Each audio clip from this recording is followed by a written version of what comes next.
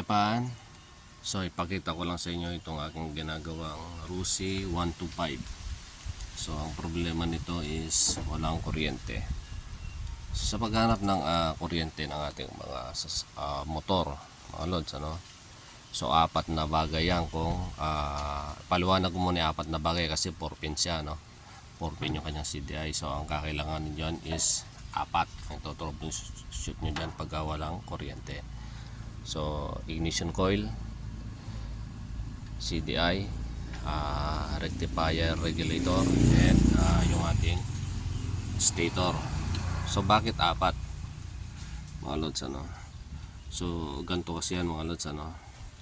So magsisimula yung ating kuryente dito sa ating stator. So magpo-produce yan ng AC. So ito siya. So itong pink tsaka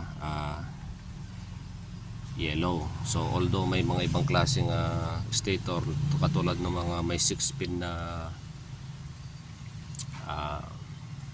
may mga 6 pin na CDI, so iba naman yung klase ng kanilang stator. So bali 6 yung kanyang 5 yung kanyang wires, ano?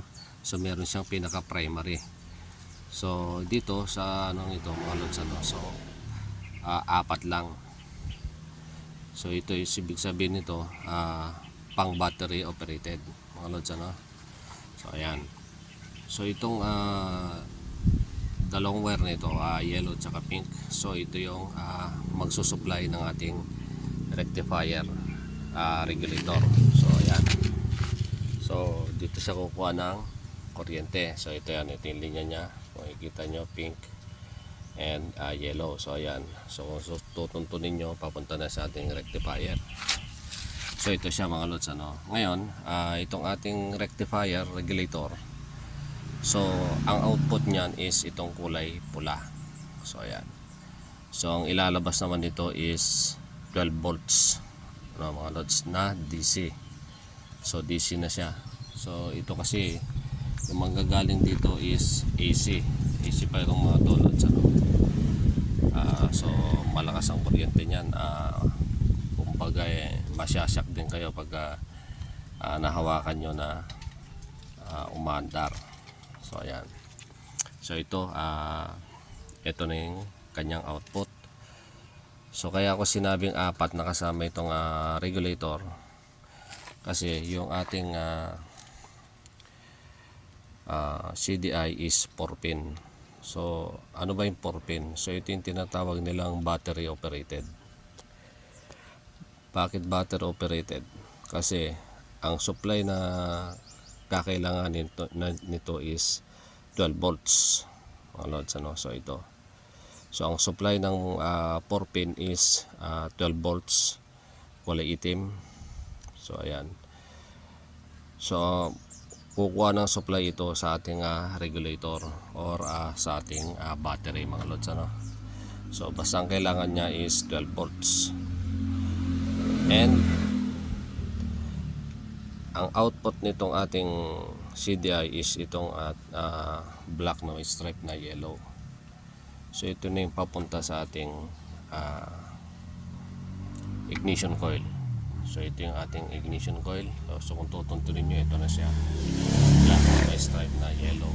At kung makikita nyo itong mga green, mga lods, basta nakakita kayo ng green na wire, automatic ground yan, mga lods, ano? So ayan, naka body ground siya. So ayan. So okay. So balik tayo dito sa ating ignition coil. So ignition coil, so ito na, papunta na sa ating spark plug. So ayan.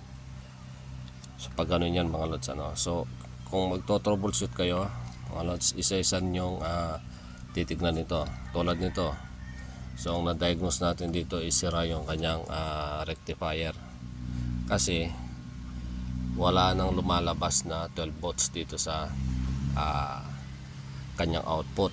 So ibig sabihin nun, walang magsusupply dito sa ating CDI, which is kailangan ng CDI para naman makapagbato siya ng kuryente dito sa ating ignition coil.